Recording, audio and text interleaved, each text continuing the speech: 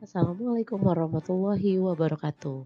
Selamat pagi semuanya. Bagaimana kabarnya hari ini? Semoga kalian dalam keadaan sehat dimanapun kalian berada. Hari ini kita akan membahas mengenai seni patung. Seni patung merupakan bentuk seni tiga dimensi buatan manusia yang menampilkan nilai estetika dan keindahan. Patung digolongkan sebagai seni tiga dimensi karena memiliki ukuran, panjang, lebar, dan tinggi, atau biasa disebut volume, serta dapat dinikmati dari segala arah. Bahan pembuatan patung itu terdiri dari dua. Yang pertama itu bahan lunak, contohnya kayu, tanah liat, dan semen. Dan ada juga bahan keras, contohnya adalah batu dan logam. Jenis-jenis patung berdasarkan bentuknya. Yang pertama itu ada patung figuratif. Patung figuratif adalah patung yang dibentuk dengan meniru yang ada dalam kehidupan nyata. Contohnya seperti bentuk manusia, bentuk hewan, atau bentuk tumbuhan yang dibuat sedemikian menyerupai bentuk aslinya. Yang kedua itu ada patung non-figuratif. Patung ini bentuknya tidak menyerupai bentuk aslinya. Patung jenis ini biasanya hanya menampilkan garis, lekukan, atau bagian tertentu dari suatu objek. Selain itu, patung juga terbagi dua. Yang pertama ada patung jenis Zonnebose. Bentuk patung ini berdiri sendiri, kanan kirinya lepas dan tidak menempel pada satu sisi. Jadi kalau kamu melihat itu bisa dari sisi belakang, sisi samping, depan, kanan, kiri itu bisa terlihat. Yang kedua itu ada jenis patung relief. Patung yang menempel pada permukaan dinding. Biasanya patung ini menceritakan adegan penting yang terdapat dalam suatu cerita. Kalau relief ini sering bisa kita temui bisa di candi ataupun museum-museum sejarah lainnya. Selanjutnya kita akan membahas mengenai alat yang digunakan dalam membuat patung. Yang pertama itu adalah pahat. Pahat berfungsi untuk memahat atau mengurangi permukaan bidang sesuai bentuk yang diinginkan. Pahat digunakan pada bahan keras dan sedang atau semi lunak. Bentuk pahat tuh seperti ini. Yang kedua ada palu. Palu digunakan untuk memukul pahat sehingga pahat menekan bidang yang ingin dibentuk. Palunya seperti yang ini ya, bukan palu yang biasa digunakan untuk memukul paku, tapi dia bentuknya bahannya dari kayu.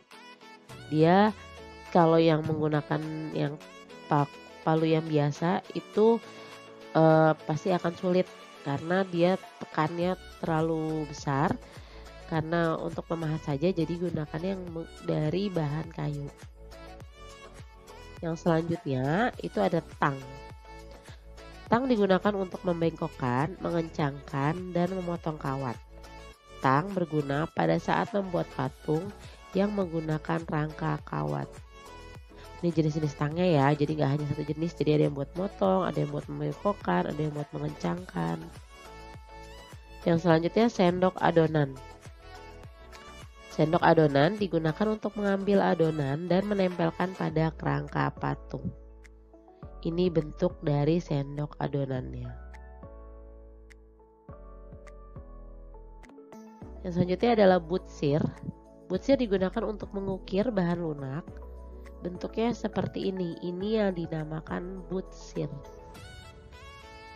Selanjutnya ada cetakan.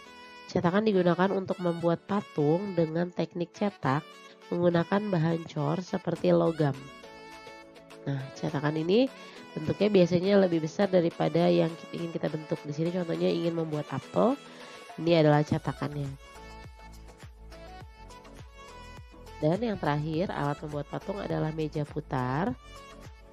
Meja putar berfungsi untuk memudahkan dalam mengontrol bentuk patung dari berbagai arah, tanpa harus mengitari patung. Meja putar digunakan pada pembuatan patung berbahan tanah liat. Kita akan membahas mengenai teknik membuat patung. Yang pertama itu ada teknik pahat. Teknik yang dilakukan dengan mengurangi bahan sedikit demi sedikit menggunakan alat pahat sehingga diperoleh bentuk patung yang diinginkan. Teknik ini digunakan pada bahan keras seperti batu dan kayu. Alat yang digunakan pada teknik ini yaitu pahat, kikir, asah, amplas, dan lain-lain. Yang kedua adalah teknik butsir. Teknik butsir digunakan saat membuat patung dari bahan lunak seperti plastisin dan tanah liat. Teknik ini dilakukan dengan cara menambah, mengurangi, dan menekan bahan sehingga menghasilkan bentuk yang diinginkan. Alat yang digunakan adalah butsir, kayu, dan kawat. Yang ketiga, teknik konstruksi. Teknik membuat patung dengan cara merangkai dan menyambung bahan berupa logam dan besi dengan menggunakan las. Selanjutnya yaitu ada teknik cetak. Teknik cetak itu dibedakan menjadi dua. Yang pertama, teknik cetak dilakukan dengan memasukkan bahan lunak atau sedang ke dalam cetakan. Cetakan dapat berupa cetakan satu sisi maupun dua sisi simetris seperti kerang atau apel yang tadi sudah dicontohkan. Yang kedua, teknik tuang.